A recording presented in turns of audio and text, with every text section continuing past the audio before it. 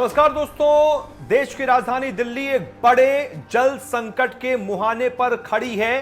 खबर ये आ रही है कि 23 मार्च से 24 अप्रैल लगभग एक महीना, इस पूरे एक महीने व्यास नदी पर जो हाइडल चैनल बना है उसके मेंटेनेंस कार्य की वजह से उसको बंद किया जा रहा है और इस वजह से दिल्ली को मिलने वाला लगभग 25% पानी वो बंद हो सकता है, उसमें कमी आ सकती है। और इस वजह से इस वक्त दिल्ली सरकार और साथ ही साथ केंद्रीय जल शक्ति मंत्रालय के बीच, यानी कि दिल्ली सरकार और केंद्र सरकार के बीच एक बार फिर से आर पार की जंग शुरू हो गई है।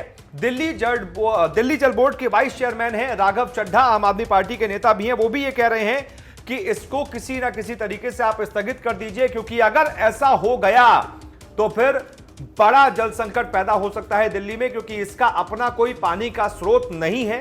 ये यमुना नदी, व्यास नदी, रावी नदी, इन नदियों पर एक तो निर्भर है और भूमिगत जल पर निर्भर है अपने पानी के स्रोत के लिए। और ऐसे में व्यास नदी से मिलने वाला लगभग 25% पानी में अगर कटौती हो जाएगी तो फिर बड़ा जल संकट पैदा हो सकता है।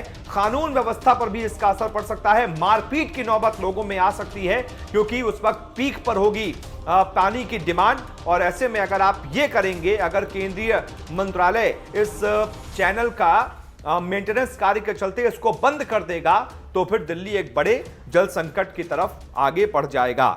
आपको यह भी बता दें कि इसकी वजह से व्यास नदी से राजधानी को मिल रहा लगभग 232 MGD पानी जो है वो कम हो जाएगा। और ये जो है पानी राजधानी में सप्लाई हो रहे पानी का लगभग 25% है। दिल्ली जल बोर्ड के वाइस चेयरमैन राघव चड्ढा ने कहा है कि इसकी वजह से राजधानी में बड़ा जल संकट आ सकता है। और उन्होंने बताया कि केंद्रीय जल शक्ति मंत्रालय की एजेंसी है Bhakra Nangal management board repair maintenance के बहाने ये व्यास हाइडल चैनल को बंद कर रही है और जल संकट बढ़ने से कानून व्यवस्था भी बिगड़ सकती है। इसके लिए उन्होंने केंद्र सरकार, हरियाणा सरकार के साथ भाखड़ा नांगल मैनेजमेंट बोर्ड को चिट्ठी लिखी है और इस मेंटेनेंस कार्य को फिलहाल स्थगित करने को कहा है। और उन्होंने तो यह भी कह दिया है कि पानी की आपूर्ति प्रभावित होने से राष्ट्रपति, प्रधानमंत्री आवास भी इसके घेरे में आएंगे और साथ ही साथ कई राष्ट्रीय और अंतर्राष्ट्रीय महत्व के कई बड़े संस्थानों पर भी इसका बुरा प्रभाव पड़ सकता है। और उन्होंने ये भी कहा, इस बारे में हम जहां तक भी जा पाएंगे जाएंगे, लेकिन इस कार्य को हम फिलहाल नहीं होने देंगे, क्योंकि इससे 25% पानी में कमी आ जाएगी और अगर ऐसा हो गया तो मारपीट की नौबत आ सकती है, कानून व्यवस्था बिगड़ सकती है।